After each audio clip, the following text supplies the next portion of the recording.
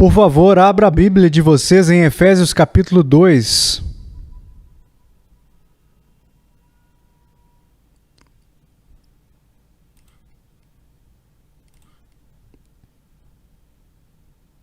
É um grande privilégio para mim estar aqui hoje e falar com vocês a respeito do Evangelho de Jesus Cristo. Saibam que hoje eu tenho apenas dois propósitos, dois fardos. Um é a glória de Deus.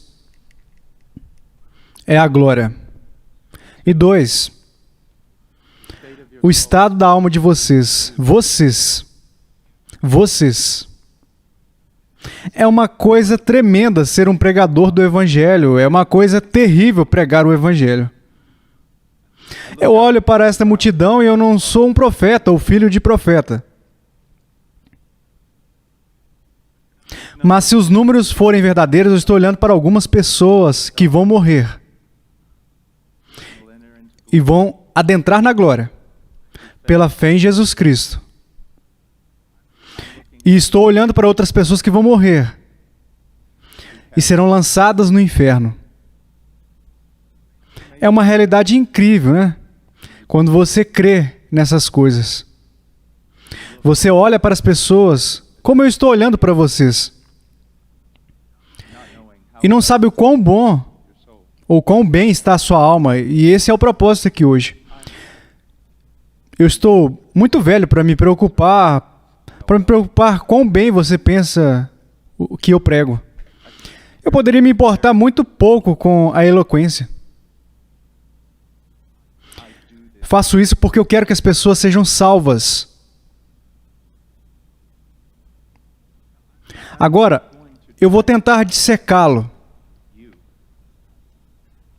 Eu espero que o Espírito de Deus receba a palavra de Deus e a exposição para iluminar a mente de vocês, para conceder a vocês a satisfação de que vocês realmente tenham nascido de novo, ou tirar toda e qualquer satisfação e mostrar a vocês que vocês estão nu diante de Deus, sem a justiça de Cristo, e que se vocês morrerem hoje, vocês vão para o inferno. Esse é o propósito que eu tenho aqui hoje na pregação. Efésios capítulo 2, versículo 8. Porque pela graça sois salvos mediante a fé, isso não vem de vós, é dom de Deus, não de obras para que ninguém se glorie. Pois somos feitura dele, criados em Cristo Jesus para boas obras, as quais Deus de antemão preparou para que andássemos nelas. Vamos orar.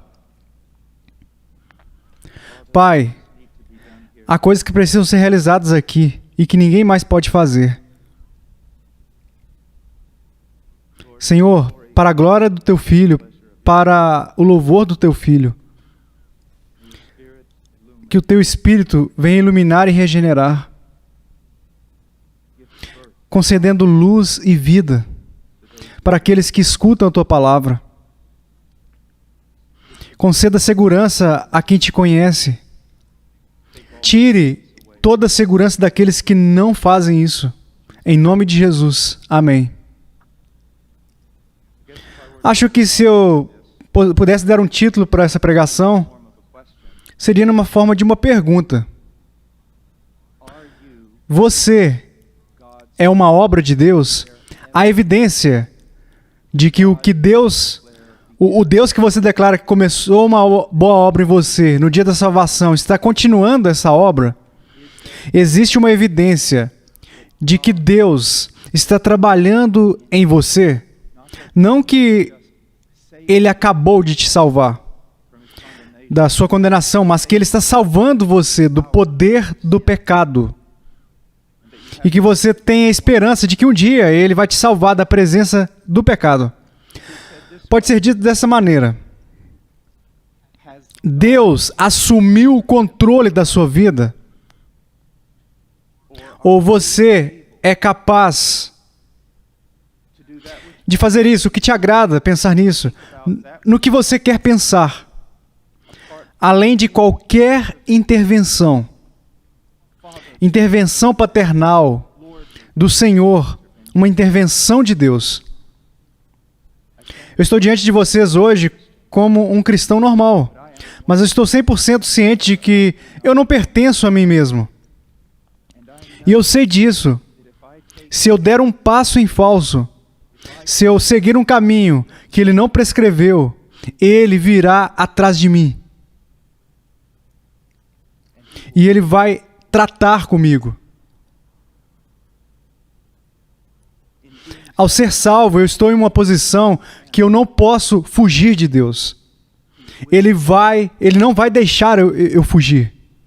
Mas se você pode correr como um cachorro no meio do campo selvagem, se você pode ter pensamentos contrários à vontade de Deus, se você pode fazer as coisas em segredo, contrariando a vontade de Deus, e Ele não vem até você, é porque você não pertence a Ele. Você não é dele. Mas enquanto você respira, isso pode ser remediado. Você pode se tornar dele. Tudo o que você deseja é ser dele, você pode ser dele. Em primeiro lugar, Paulo começa, porque pela graça, favor imerecido, sois salvos. Se eu morresse agora, eu iria para o céu por uma razão. Jesus Cristo derramou seu sangue pelos pecadores. Eu tenho exatamente a mesma esperança de que o ladrão na cruz tinha. Não ganhei nada por obras em todos esses anos. Não tenho nada para oferecê-lo como mérito pela minha salvação. Eu sou salvo porque Ele morreu pelos pecadores. E é isso. Eu não tenho esperança nenhuma em mim mesmo. Nenhuma. É uma declaração incomum. O livro de Hebreus fala sobre o arrependimento das obras, das boas obras, das obras mortas. O que isso significa? Quando nos tornamos cristãos, não apenas nos arrependemos do pecado ou de pecar, mas nos arrependemos de confiar em nossas boas obras.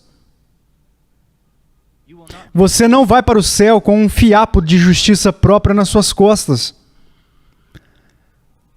Aqueles que de verdade creem, até mesmo os mais imaturos, aqueles que são mais recentemente convertidos, irão reconhecer, porque eles foram ensinados por Deus, eles são ensinados pelo Espírito de Deus, eles não têm esperança em si mesmos de jeito nenhum, nada, zero, nenhum. Há apenas um herói nessa história e é Jesus Cristo e mais ninguém. Tudo o que nós somos apenas pessoas que merecem o inferno, que foram salvas pelo nosso irmão mais velho.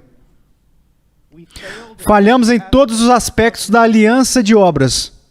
Falhamos. Ele obedeceu a todas as estipulações e mandamentos do pacto das obras. Nós merecemos a pena por violarmos o pacto das obras. Ele sofreu a penalidade prescrito pelo pacto das obras. Você entende?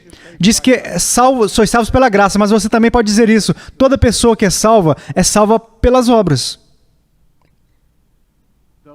As obras de Jesus Cristo em seu favor. Então, nós somos salvos pela graça, um favor imerecido de Deus. Se você perder isso, você perdeu o cristianismo. Através da fé. Pela fé. Pela fé. Um cristão genuíno pode duvidar da sua salvação? Absolutamente. Um cristão genuíno pode cair no desespero. Um cristão genuíno pode lutar com a segurança. E às vezes até mesmo Deus será aquele que irá tirar a segurança de um cristão, um crente, de uma maneira como ele estivesse disciplinando ele. Portanto, o crente, um verdadeiro crente, pode duvidar da sua salvação, mas o verdadeiro crente nunca duvidará da fonte da salvação. Eles estarão totalmente convencidos de que é em Cristo e somente em Cristo. Não trazemos nada em nossas mãos. Apenas a cruz de Cristo nós reivindicamos. Quantas vezes em devoções familiares, se eu olhasse para os meus filhos e dissesse: o seu pai não tem nada. Nenhuma palavra de justiça, nenhuma palavra justa, nenhum pensamento reto. O pai de vocês tem apenas Cristo. Portanto, é pela graça e pela fé. Não é nada de nós mesmos, é um dom de Deus. Eu devo me arrepender para ser salvo, eu devo crer para ser salvo, e ainda assim, eu sei que todas essas coisas vêm de uma fonte singular fora de mim, vêm de Deus. Que até o meu arrependimento e a minha fé são dádivas. e que eu não sou nada mais do que um recipiente da bondade de Deus. Nem mesmo em arrependimento, nem mesmo na fé. Nós podemos nos orgulhar disso, mas apenas em Deus, que enviou seu Filho. Ele continua e diz, não de obras, para que ninguém se glorie. Se Paulo é culpado de qualquer tipo de erro estilístico em sua escrita, esse erro seria redundância. Existem algumas passagens, especialmente lá em Gálatas, onde ele é extraordinariamente redundante. Não de obras, não de obras, não de obras, não de obras, não de obras, não de obras. Nenhum mérito humano, nenhum mérito humano. E é isso que ele está fazendo aqui. Não de obras, para que ninguém se glorie. Aquele que se gloriar, glorie-se nisso, glorie-se no Senhor, apenas, somente no Senhor. Até o grande expositor Martin Lloyd Jones, aqueles que o visitaram nos últimos dias de sua vida, ouviam ele dizer apenas isso: eu sou um grande pecador, mas Cristo é um grande Salvador. Este é um homem tão santificado e santo que certa vez ele foi visitar um amigo no hospital. Ele se assentou lá por um tempo com ele, então ele saiu e foi. Eu ouvi isso aí um monte de vezes, na verdade, de várias pessoas. Eles disseram, depois que ele saiu, médicos, enfermeiras, o pessoal se aproximou e perguntou, quem era aquele homem santo? E ainda, Martin Lloyd Jones, o fim da sua vida, tudo o que ele poderia dizer era, eu sou um grande pecador e Cristo é um grande Salvador. É isso. É isso. É isso. O triunfo do nosso irmão mais velho. Mas então veja o que acontece. Ele continua e ele diz agora, isso é a Escritura. Ninguém poderia fazer isso. Alguém perguntou a um amigo meu uma vez que estávamos pregando na universidade e um jovem se levantou. Ele era meio tolo. E ele diz, como você sabe que a Bíblia é a palavra de Deus? E o meu amigo, brilhantemente, e eu esperava que ele entrasse em uma diátribe, sem remorso, bem requintada. Mas quando o jovem disse, como você sabe que a Bíblia é a palavra de Deus? O meu amigo simplesmente disse, bem, porque eu li. Eu li ela. E muitas vezes há momentos em que eu estou estudando, escrevendo algo, ou estudando, e eu saio do meu escritório, eu reúno todos os funcionários e pronto. Eu digo, este livro, ele é incrível, ninguém poderia fazer isso. Eu me lembro de estar no capítulo 10 de Hebreus, porque meio que consolida todo o livro em algo assim incrível, né? E eu provavelmente 3 ou 4 semanas eu estava estudando Hebreus 10 e eu ia todos os dias, ninguém poderia escrever isso. É impossível. É uma tapeçaria que nenhum ser humano seria capaz de tecer. E aqui nós vemos isso porque ele vem e nos diz que é tudo pela graça.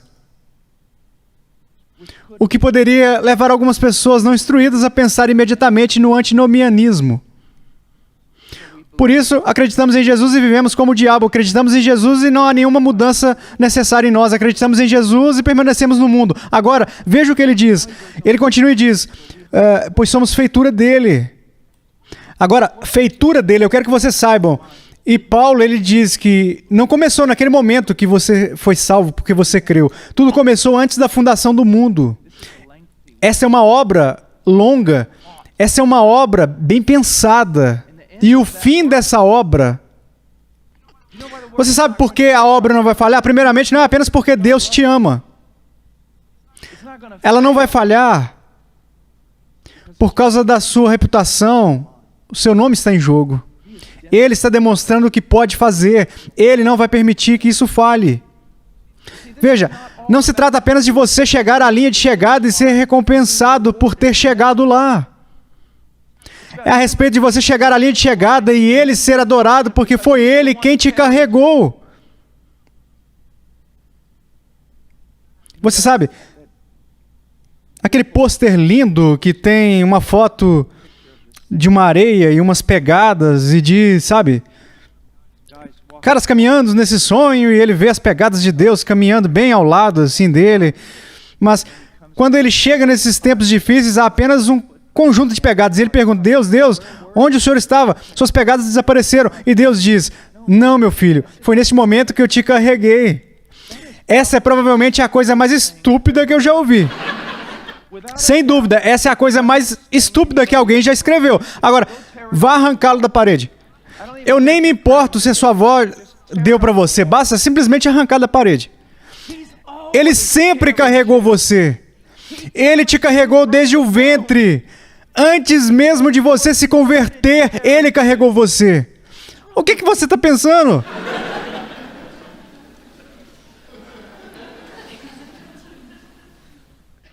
Somos a sua obra, mas deixe-me perguntar uma coisa. Alguém olharia para você e perceberia que você é uma obra dele?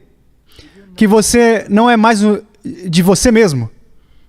Você não é como uma peça de Lego animada que, por sua própria vontade, pode adicionar outras peças a você de acordo com o que você quiser. Mas existe um construtor, a parte de você que está trabalhando. E às vezes ele constrói de uma maneira que você vai, sim, é isso que eu teria feito, mas muitas vezes ele constrói de uma maneira que você diz, eu nunca teria escolhido isso por mim mesmo. Existe alguém, a parte de você no controle de quem você está se tornando. Você pode dizer isso, agora não minta para si mesmo. Você pode dizer isso? Que ele está carregando você? E ele está edificando você, está fazendo você de acordo com o plano dele. Ou você não conhece nada experimentalmente do que eu estou falando? Você acabou de fazer uma oração um dia e algum pregador batista teria saído melhor, assim, sendo tipo um sacerdote da igreja católica, declarou você com uma autoridade vazia que você agora é um crente. Ou você se arrependeu dos seus pecados, creu e então passou a ser propriedade e construção de um Deus que fará com você tudo o que Ele quiser. Você está entendendo?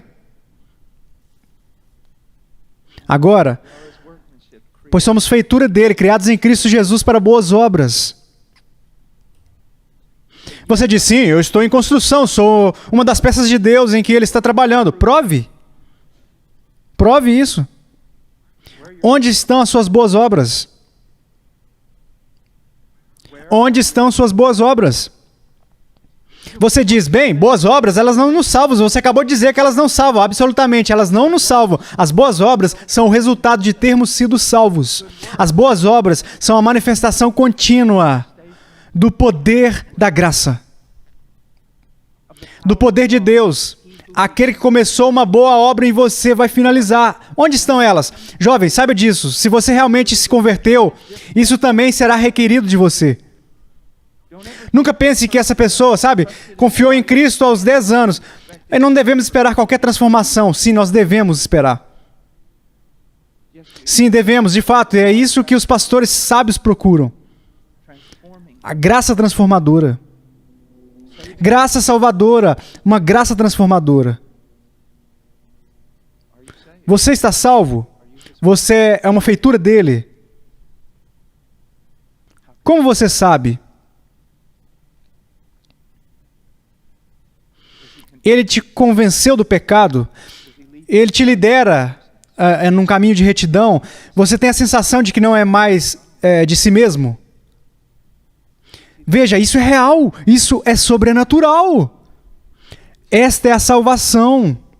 Agora, vamos partir daqui por um momento e eu quero que vocês possam ir até Hebreus 12.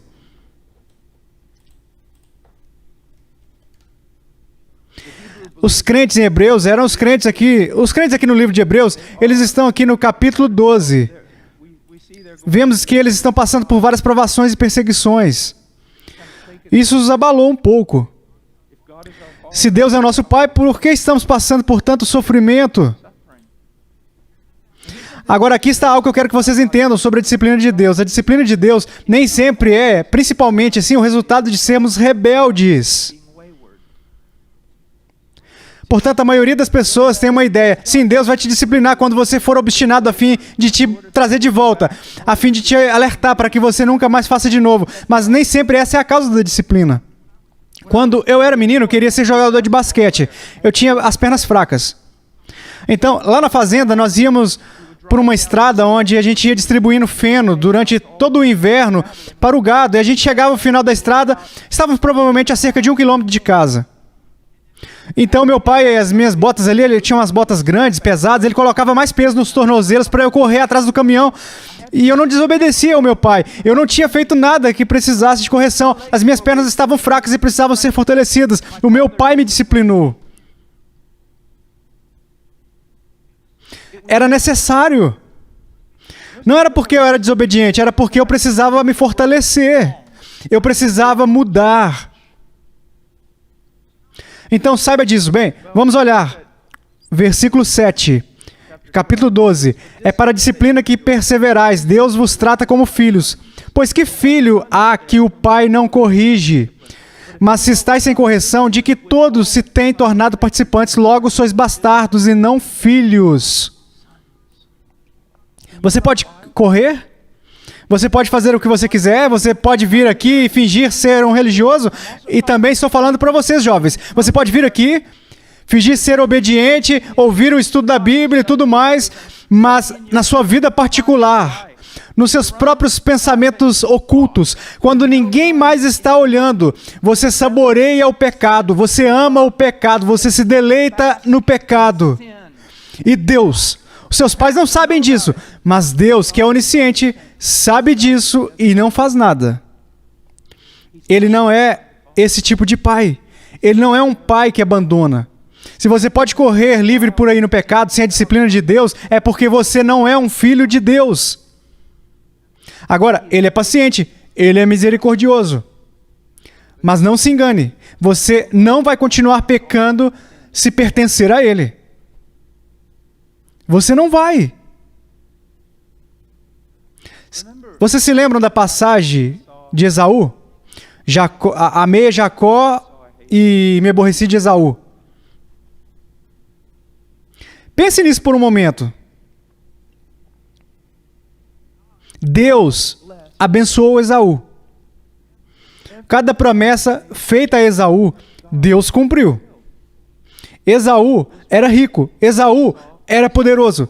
Esaú, ele tinha uma linhagem. Ele teve uma linhagem, uma descendência depois dele.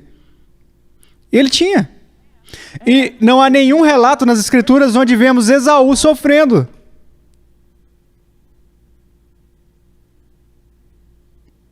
Então, como Deus odiou Esaú? Bem, vamos fazer essa pergunta. Como Deus mostrou amor a Jacó? Ele espancou ele até morrer. A cada passo da sua vida. Você está entendendo? Eu quero dizer, cada coisa podre e errada que Jacó fez, ele pagou. Você está entendendo? Até o fim, Jacó, ele volta mancando para a terra prometida. Porque ele lutou com Deus e Deus machucou a perna dele. Então, como é que Deus odiava Esaú? Ele deixou Esaú ser Esaú. Não vemos nenhuma obra de santificação em Israel, nada, zero, nada, nada. Ele abandonou Esaú, deixou ele ser Esaú. Muitas vezes ao longo das eras, não apenas os cristãos, mas o povo de Deus. Na nação de Israel, os justos clamavam, por que os iníquos prosperam? Nós temos tudo isso nas Escrituras. Jó, Abacuque. Por quê? Os ímpios prosperam e os justos parece que só sofrem. Não é apenas porque vivemos em um mundo decaído. É porque um dos maiores julgamentos que Deus pode derramar sobre qualquer pessoa é simplesmente deixá-la ir embora. E um dos maiores atos de amor que Deus pode demonstrar ao seu povo é não abandoná-los. Não deixá-los ir. Você pode fugir como um cachorro selvagem no campo. Você pode esconder o pecado de todo mundo, inclusive de Deus. Você não pertence a Deus, porque eu te garanto que você não está escondendo o seu pecado. Você simplesmente está fora da família dele.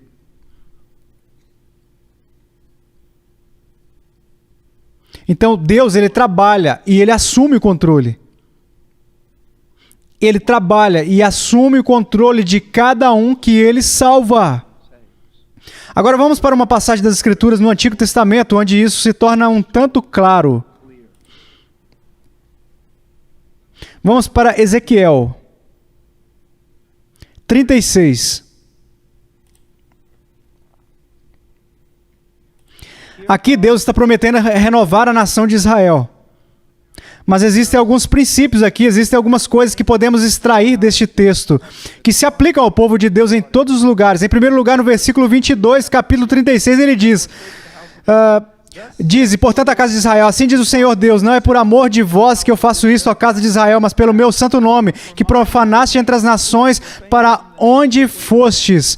Vindicarei a santidade do meu grande nome, que foi profanado entre as nações, o qual profanastes no meio delas. As nações saberão que eu sou o Senhor, diz o Senhor Deus, quando eu vindicar a minha santidade perante elas.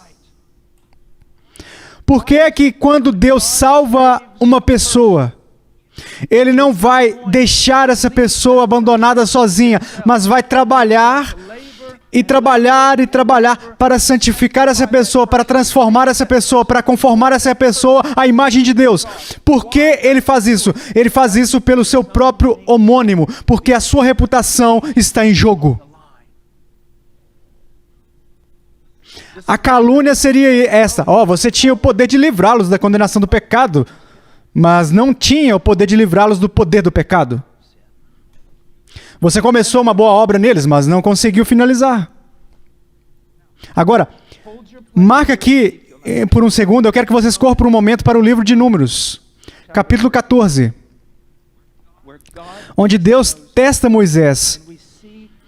E vemos uma coisa muito semelhante, como eu acabei de descrever no livro de Ezequiel. Números capítulo 14. Versículo 11. Disse o Senhor a Moisés: até quando me provocará este povo, e até quando não crerá em mim, a despeito de todos os sinais que fiz no meio dele? Com pestilência o ferirei e o deserdarei, e farei de ti, Moisés, farei de ti povo maior e mais forte do que este. Ele está testando Moisés como um intercessor e nos dando uma bela imagem de Cristo. Versículo 13. Respondeu Moisés ao Senhor: os egípcios não somente ouviram que com a tua força fizeste subir este povo do meio deles, mas também o disseram aos moradores dessa terra. Ouviram que tu, ó Senhor, estás no meio deste povo, que face a face, ó Senhor, lhes apareces, tua nuvem está sobre eles, e vais adiante deles numa coluna de nuvem de dia e numa coluna de fogo de noite. Você se identificou com este povo, Senhor? Você se identificou com eles? Versículo 15. Se matares este povo como a um só homem, as gentes, pois que antes ouviram a tua fama, dirão: não podendo o Senhor fazer entrar este povo na terra que lhe prometeu com juramento, os matou no deserto. Vocês estão vendo isso? Pelo que Moisés está lutando aqui? Eu creio que ele tinha um coração voltado para o povo de Deus. Ele estava lutando pelo povo de Deus. Ele os amava, mas o mais importante, ele estava lutando para a glória de Deus. Ele disse: o Senhor salvou essas pessoas, o Senhor os tirou do Egito, e todas as nações sabem disso. O seu nome está sendo identificado com essa obra, e todos sabem que o Senhor prometeu colocá-los na terra prometida.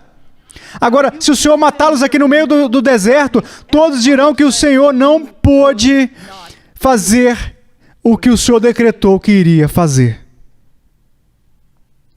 É por isso que quando eu me levantei aqui, eu disse não apenas que estou preocupado com vocês, mas com a própria glória de Deus. Incontáveis pastores evangélicos, incontáveis pastores em sua denominação,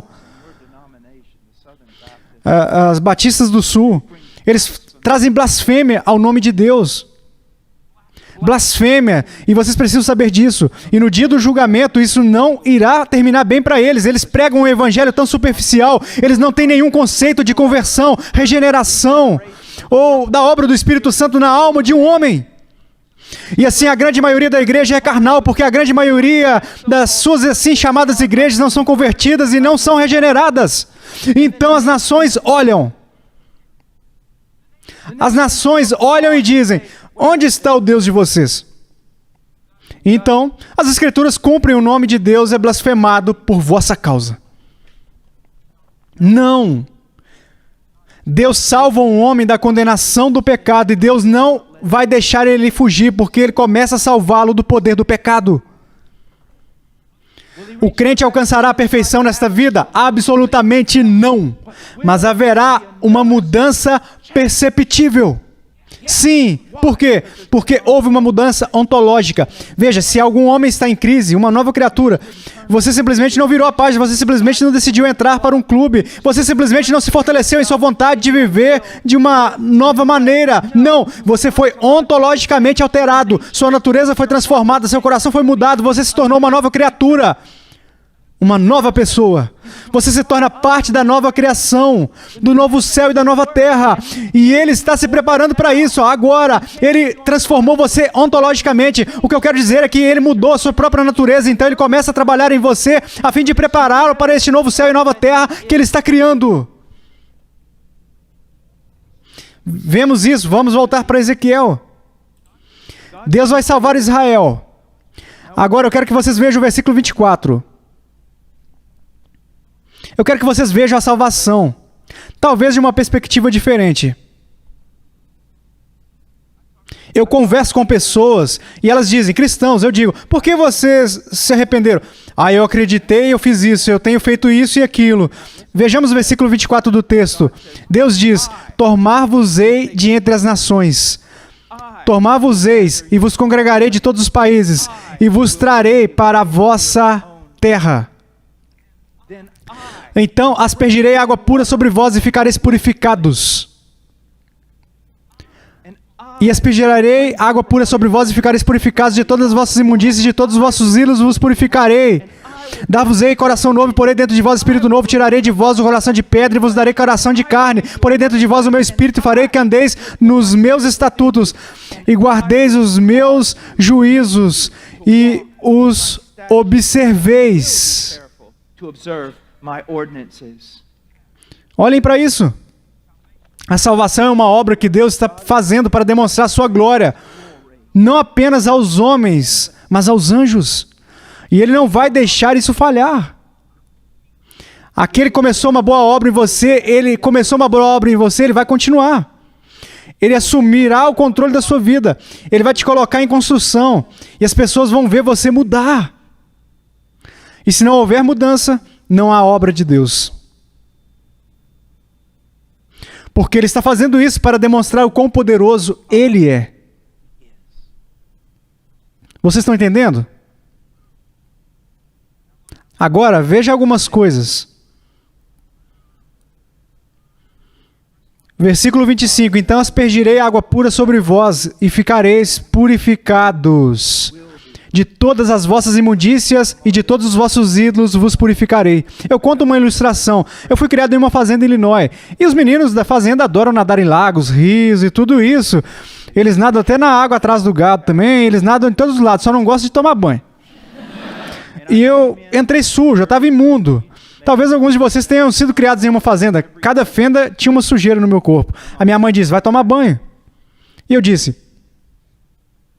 Eu estava me sentindo um homem naquele dia, eu tinha uns 9 anos e eu disse, acho que não. Acho que não. Isso foi quando ainda era legal os pais matarem os filhos. Minha mãe olhou para mim e disse, você vai tomar banho. Ok, já disse o suficiente. Aí eu entro, eu ligo a água, saem umas gotinhas, eu entro ali. E eu vou assim, ó. Rego assim, pego a toalha branca dela e eu enxugo com a toalha. E agora, ela se tornou uma toalha preta, cheia de lama. Tudo estava indo bem. Eu estou prestes a colocar meu pijama. E a minha mãe, ela entra em jogo. O meu mundo mudou naquele momento. A minha mãe, ela foi uma mulher criada na fazenda, no rancho. Ela podia segurar o gado no braço. Ela podia fazer qualquer coisa, ela conseguia carregar feno, melhor do que um homem, e as suas mãos eram como a lima de um cavalo. A minha mãe agarrou, me apertou, ela ligou a água o mais quente possível e me esfregou com tanta força que quando eu saí da banheira parecia que a glória Shekinah de Deus estava chegando.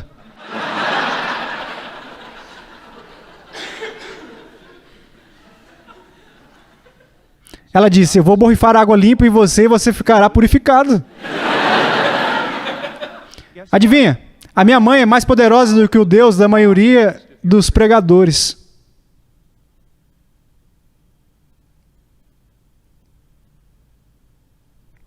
Bem, Deus não pode fazer nada menos que você deixe. Acho que você não leu as Escrituras. Você está brincando comigo, ok? Sério? Não há uma razão pela qual ele é chamado de todo soberano, o Senhor do universo. Ele vai te deixar purificado. É igual a minha esposa, ela olha para o meu filho, um deles tem 18 anos e ele é grande, eu tenho outro de 16 anos que também já está grandinho. Os meninos podem lutar contra cavalos. A minha esposa ainda vai olhar para eles e dizer, olha, nós podemos fazer dessa maneira fácil, mas podemos fazer também da maneira fácil, porque para mim as duas maneiras são fáceis.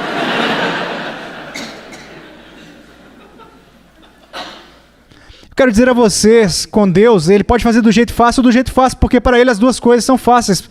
É outra história. Você pode chegar à Terra Prometida bem rápido ou em 40 anos, você que decide.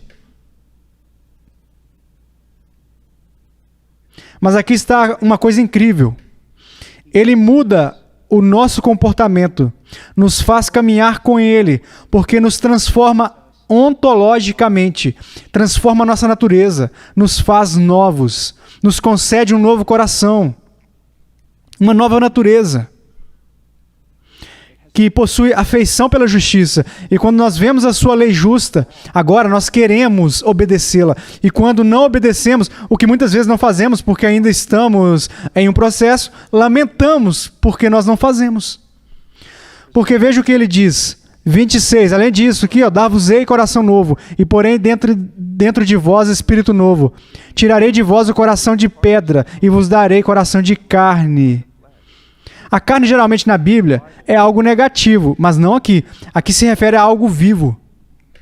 Ele diz, eu tirarei de vós esse coração de pedra, inanimado, perverso, esse coração que está morto para mim, e vivo para todo tipo de maldade. Eu vou tirar esse coração. E eu vou colocar no lugar desse coração um coração de carne, um coração que vai responder aos estímulos de justiça, um coração que está vivo para mim e que vai me seguir. Agora, isso não é poesia. Isso é real. Isso é o que nós chamamos de doutrina da regeneração. Esse é o significado de nascer de novo. Na maioria da teologia evangélica, desde 1950, nascer de novo já não significa mais nada. Mas você tomou uma decisão. Então você fez uma oração, levantou sua mão, e isso para eles é nascer de novo. É por isso que é chamado de nascer de novo. A regeneração é uma obra do Espírito de Deus, que eu acredito, manifesta o maior poder de Deus e da própria criação do universo. No qual ele transforma um ímpio que odeia a Deus na sua natureza, em uma natureza que ama a Deus e a sua justiça.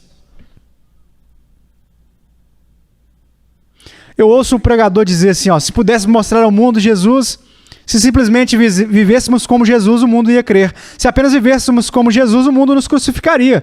Foi o que fizeram da última vez. Veja, se eu pudesse, se de alguma maneira eu quisesse, eu teria muito cuidado, se de alguma maneira houvesse uma revelação perfeita de Cristo aqui atrás, de uma cortina, e eu puxasse a corda da cortina e essa cortina fosse aberta, e nessa sala estivesse cheio de pessoas não regeneradas, eles não iam encontrar beleza em Cristo. Na verdade, quanto mais um coração não regenerado enxerga Deus, mais esse coração não regenerado odeia a Deus. Portanto, eu não tenho apenas que abrir os olhos de uma pessoa para que ela seja salva. Tem que haver uma mudança total na sua natureza. Tem que haver uma mudança completa no coração dessa pessoa. Tem que tirar esse coração que odeia a Deus e colocar no lugar desse coração um coração que ama a justiça. E quando eles olham para Cristo, Sim, podemos dizer que eles estão irresistivelmente atraídos, mas o que realmente está acontecendo aqui é que eles têm novos afetos, e com novos afetos eles simplesmente correm livre e voluntariamente para Cristo. E eles desejam Ele. Por que tem que haver tanto entretenimento na igreja hoje em dia? Por que há tanta estupidez e blasfêmia? Por quê? Porque você está tentando fazer com que um bando de bodes ajam como ovelhas. Você está tentando fazer com que um monte de pessoas que odeiam a Deus o adorem. Mas aqueles que foram regenerados pelo poder do Espírito Santo, aqueles cujos corações foram transformados, eles só querem Deus. Você não pode simplesmente colocar todas essas coisas de lado e me dar Jesus. Cara, nós veríamos Jesus e é o suficiente.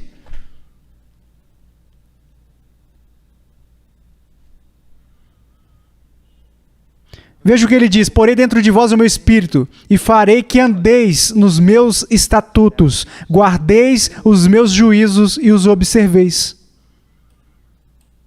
Isso é uma nova aliança, isso é o que vai acontecer quando o Messias vier, por causa da sua obra. O Espírito Santo vai fazer uma obra no coração do seu povo, que eles terão o cuidado de observar as suas ordenanças. Alguém vem até mim e diz: eu tenho um novo relacionamento com Deus. Eu imediatamente pergunto a eles: bem, você tem um novo relacionamento com o pecado? Porque se você não tem um relacionamento diferente com o pecado, você não tem um relacionamento diferente com Deus. Eu tenho um novo relacionamento com Deus. Você tem um novo relacionamento com os seus mandamentos? Porque se você não tem um novo relacionamento com os seus mandamentos, você não tem um novo relacionamento com Deus. E isso não é algo que dura apenas no momento da conversão e depois mais alguns dias. É algo que continua, porque quem começou a obra vai completar ela. Spurgeon uma vez foi repreendido porque pregou um magnífico sermão do Evangelho e então dispensou o povo, e alguém veio até ele e disse: irmão, você tem que golpear enquanto o ferro está quente. E ele diz: bem, se Deus é quem está esquentando o ferro, vai ficar quente. É uma obra de Deus. Aquele que começou vai finalizar. Vai finalizar até o dia de Cristo Jesus. Agora, eu quero ir para uma passagem que muitas vezes é simplesmente assim, as pessoas não sabem que ela está lá, mas é uma das passagens mais bonitas de todas as Escrituras. Está em Jeremias 32.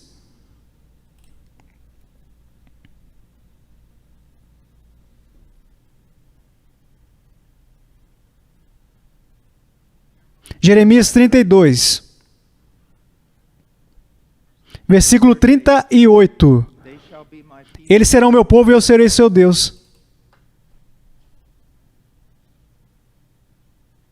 Eles serão meu povo e eu serei o seu Deus. Isso é desde o começo. Isso tem sido o desejo divino desde o início. Veja, quando Israel foi tirado do Egito, o que você precisa entender era basicamente uma nação secular, não convertida, trazida do Egito. E dentro da nação de Israel havia uma pequena, minúscula maioria de crentes genuínos em Deus. E nós vemos isso, não vemos? Uma vez que entramos no deserto. Portanto, muitos pregadores vão dizer: bem, a igreja é assim mesmo, entende?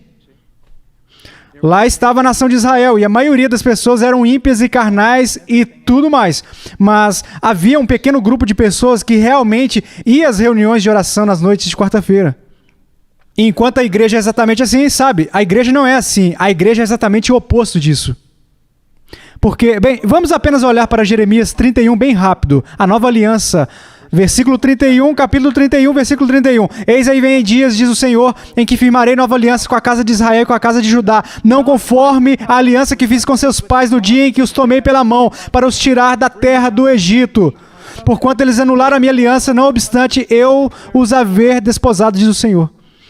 Eles estavam constantemente quebrando o pacto, Eles eram uma nação física, uma descendência física de Abraão, trazida por causa das promessas feitas a Abraão, porque eles seriam a nação por meio da qual o Messias viria. Eles foram trazidos para fora. Mas a grande maioria não passava de violadores da aliança, idólatras, violadores da lei. Mas ele diz: quando eu chegar à nova aliança, quando eu chegar à igreja, eu farei algo diferente. Veja o que ele diz no 33. Porque essa é a aliança que firmarei com a casa de Israel depois daqueles dias, diz o Senhor. Veja, ele não vai apenas dar uma tábua externa de pedra, vai? Ele diz isso. Na mente lhes imprimirei as minhas leis, também no coração lhes inscreverei. Eu serei o seu Deus e eles serão o meu povo. Porque esta é uma obra sobrenatural, uma transformação da natureza, uma transformação do coração, uma mente iluminada, concedendo o dom do Espírito Santo. Versículo 34, não ensinará jamais cada um ao seu próximo, nem cada um ao seu irmão, dizendo, conhece ao Senhor, porque todos que estão verdadeiramente na igreja, todos me conhecerão, desde o menor até o maior deles, diz o Senhor. Pois perdoarei as suas iniquidades e dos seus pecados jamais me lembrarei. O que acontece quando alguém se torna cristão? Isso é o resultado de uma obra de recriação sobrenatural de Deus. E se isso não bastasse, ele promete que a partir daquele momento, ele também irá continuar a trabalhar neles, e a trabalhar neles, e a trabalhar neles, e a transformá-los, e a mudá-los, e a protegê-los, e a discipliná-los, até os conduzir à glória. Mas quantas pessoas na comunidade evangélica declaram ser cristãos, nascidos de novo, e não há transformação, não há disciplina, não há operação de Deus. Acabaram de chegar à igreja no domingo. Eles não estão procurando conformar a vida deles interiormente com a palavra de Deus. Eles não estão procurando ser maridos ou esposas conforme a palavra de Deus. Eles não estão procurando conformar a sua família com a palavra de Deus. Não estão conformando suas práticas comerciais com a palavra de Deus. A forma como eles votam não tem nada a ver com a palavra de Deus. Eles não têm nada a ver com a palavra de Deus e a vontade de Deus, porque Deus não tem nada a ver com eles.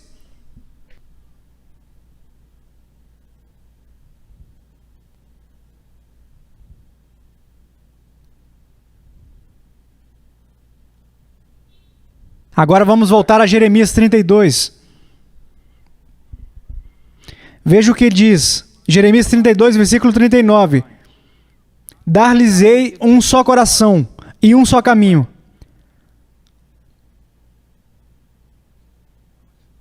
Eu estava nas selvas do Peru, estávamos em uma zona de perigo. Havíamos viajado 25 horas numa carroceria de um caminhão e estávamos cobertos de lama. Isso era muito difícil de fazer no sol da Amazônia. Finalmente chegamos a um lugar chamado Acerdadeiro e era cerca de meia-noite. E eu e o meu amigo Paco saltamos e entramos na selva, debaixo da selva, assim, nas sombras. Ninguém podia nos ver. E começamos a subir até uma pequena cidade chamada Engenho, em Tamboli. Porque os crentes estavam sofrendo, eles estavam com medo, havia terroristas e tudo mais, os maoístas, os marxistas e tudo isso. Então fizemos nosso caminho, chegamos a uma pequena aldeia e nós olhamos, eu disse, sabe, se entrarmos nos terucos, os terroristas estão aqui, seremos mortos. Precisamos realmente ter algum cuidado agora. Vamos ficar aqui nas sombras por um momento. E de repente esse bêbado passou. E nós dissemos a ele, irmão, existem irmãos aqui? Existem alguns evangélicos aqui? E ele disse alguns palavrões e disse, você sabe, está uma velha ali, há uma velha ali. Então havia uma cabana feita de adobe, então um porão e parte de uma cabana ali cortada na encosta de uma montanha. Era apenas um buraco de argila assim, e eu bati na porta. Ela abriu a porta naquela altura, ela estava morrendo de medo, então, quando ela me viu, eu sou 2 vezes mais alto do que ela. E eu disse, somos evangélicos, necessitamos de ajuda. Somos evangélicos, precisamos de ajuda. Ela largou a lanterna, ela me agarrou, ela me arrastou para dentro, ela agarrou o Paco, arrastou ele para dentro, fechou a porta. E como uma avó, nos repreendeu por nos colocarmos em perigo. E então ela nos levou até o seu porão e, de novo, era um buraco de argila. Ela chamou um menininho, falou com ele por um segundo, ele saiu correndo. 20 minutos depois, um homem apareceu, simplesmente um velho pobre, apareceu com um pouco de comida. Batata doce, mais ou menos, umas coisas assim. Outro apareceu com uma galinha. Eles começaram a preparar comida. Agora, eu estou falando muito sério sobre teologia, sou reformado, sou calvinista. Esta era uma família de nazarenos. que amavam Jesus Cristo, que criam na salvação pela fé. Você está vendo isso bem aqui? Versículo 39. Vou dar a eles um coração novo. Sim, as diferenças teológicas são importantes. O fato é que eles nasceram de novo. Estavam dispostos a arriscar suas vidas só por causa de pertencermos a Cristo. Um coração, um caminho. Eu creio em santidade. Essa família nazarena cria em santidade. Eu creio na salvação somente por meio de Cristo e somente por Cristo. Agora, eu teria adorado ter sentado e realmente ajudado no que diz respeito à doutrina, mas acho que você está vendo algo sobrenatural acontecendo com eles. Eles arriscaram suas vidas, aquele pequeno grupo de crentes, para acolher um americano que estava sendo espionado mais tarde. Nós descobrimos. Veja, Deus deu a eles, nos deu um coração e um só caminho. Para nós dois, para eles e para mim. Dar-lhes-ei um só coração e um só caminho. O que é esse caminho? O Antigo Testamento, os profetas, aquele caminho de santidade. Um caminho de santidade. Ele diz, dar-lhes-ei um só coração e um só caminho para que me temam todos os dias. Você teme a Deus? Não, não brinque comigo. Você teme a Deus a ponto de, às vezes, algo aparecer na internet e você ter que desligar e sair correndo da sala? Você teme a Deus e não assiste a certas coisas que outras pessoas assistem? Você teme a Deus e, portanto, você se veste com modéstia? Você teme a Deus e, portanto, está nas Escrituras e está orando para derrotar a carne? Você teme a Deus? Ou você é apenas um desses evangélicos sulistas corriqueiros que vai morrer e vai para o inferno?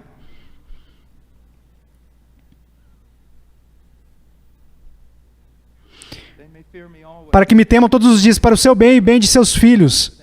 Qual é o maior bem que você pode fazer para os seus filhos? Seja um homem piedoso. Seja uma mulher piedosa. Então aqui está a parte bonita. Olha o que ele diz no versículo 40. Farei com eles aliança eterna, segundo a qual não deixarei de lhes fazer o bem.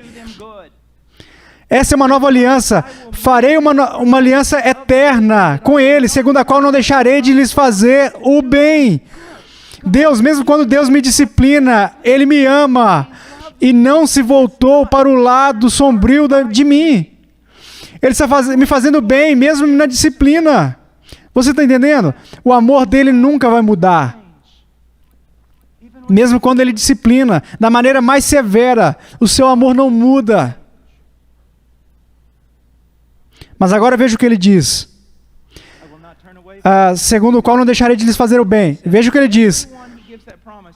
Para todo mundo é a promessa. E porei o meu temor no seu coração, para que nunca se apartem de mim.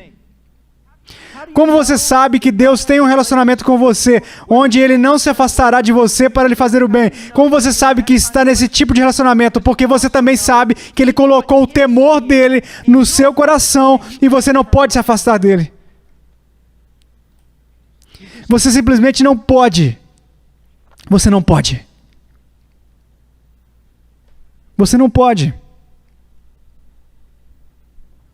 Eu me lembro lá na Romênia, um homem veio até mim e ele conversou com tantas pessoas, ele não tinha a segurança da salvação e ele simplesmente conversou por 1 hora.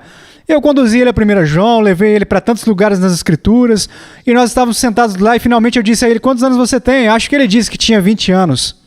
Eu disse, ok. Eu disse, aqui está o que eu quero que você faça hoje à noite. Vá a um bar. E ele disse, o quê? Eu disse, vá a um bar, uma boate, o que quer que você queira fazer aqui na Romênia. Vá a um bar. Fazer o quê? Ele disse. Se embriague. O quê?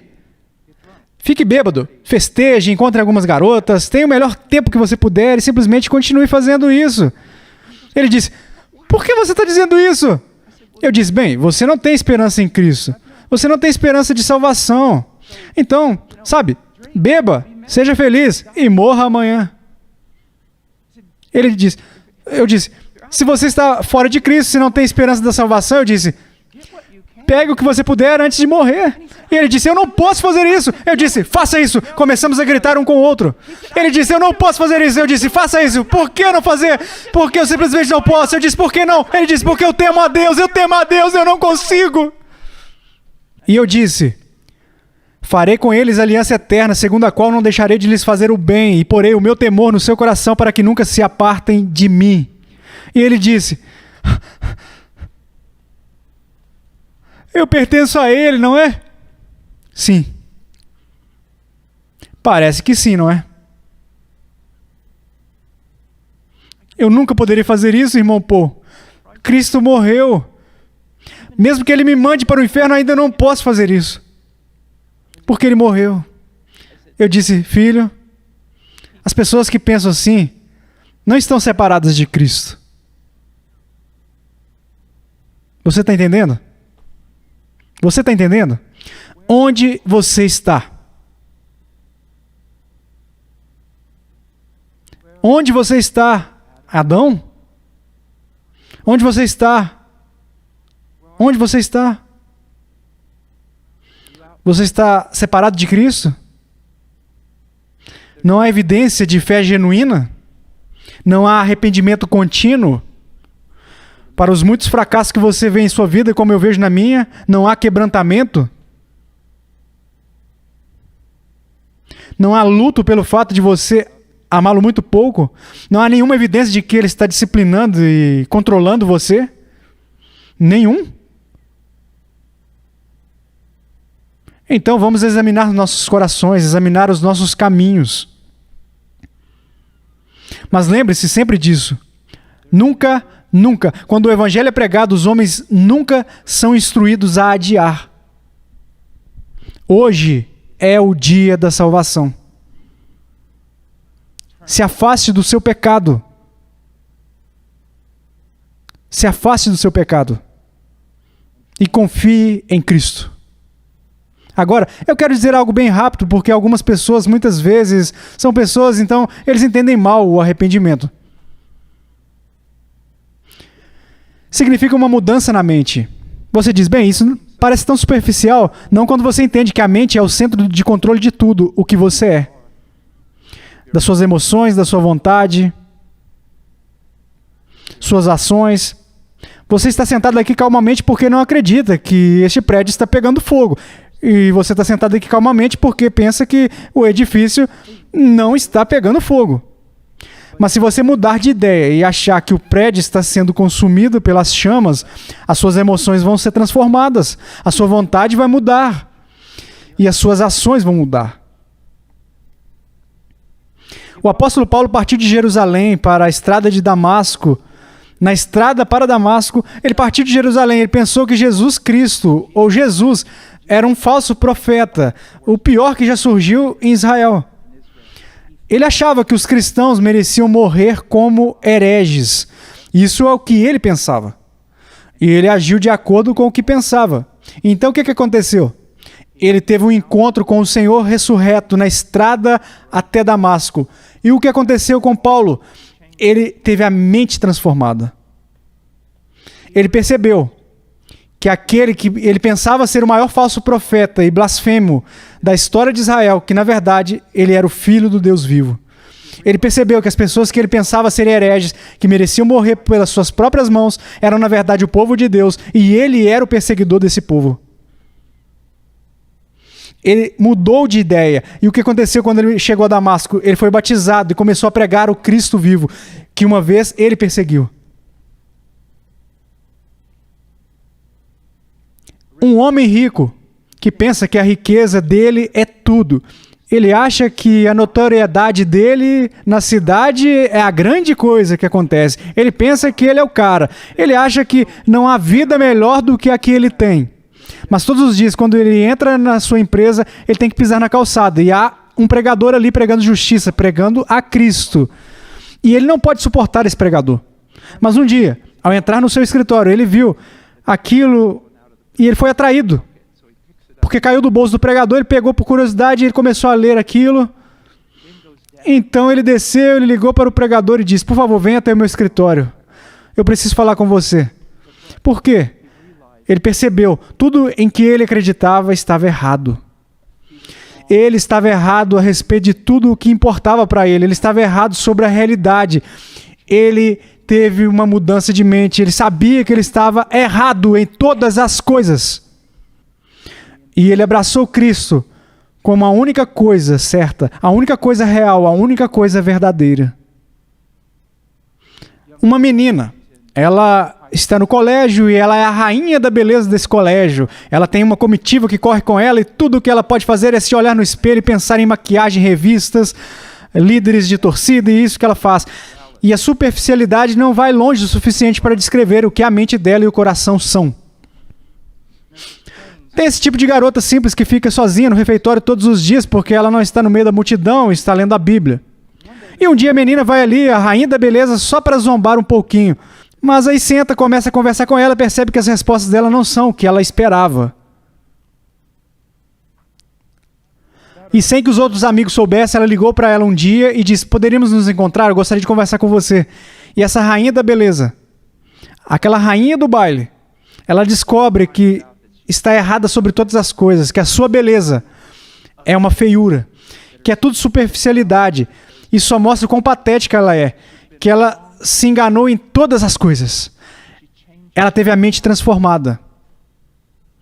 E agora ela se veste com a beleza de Cristo.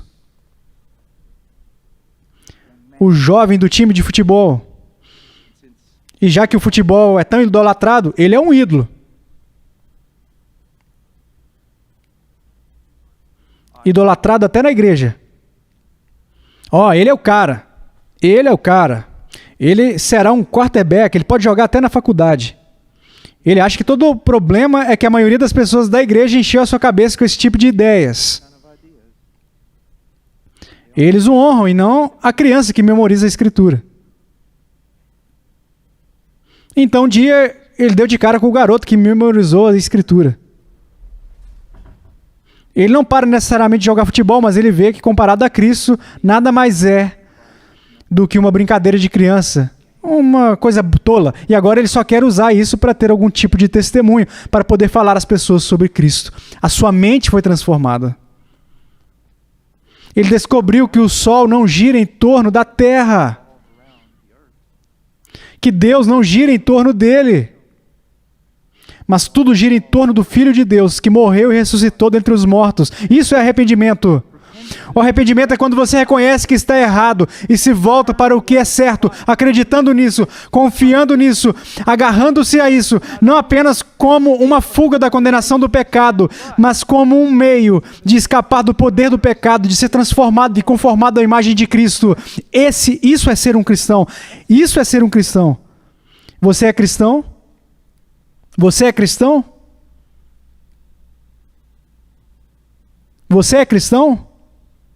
Se a sua alma está perturbada e você precisa conversar, por favor, venha conversar. Converse com os pastores, converse com os presbíteros. Lamento o fato de que tenho que entrar em um avião agora e tenho que ir para casa. Se eu estivesse aqui, eu ficaria com você por horas hoje, porque a sua alma é muito importante. Não saia daqui no estado em que você chegou. Confie em Cristo. Lance-se em Cristo. O que eu devo fazer? Lance-se em Cristo. Lembra do que eu disse?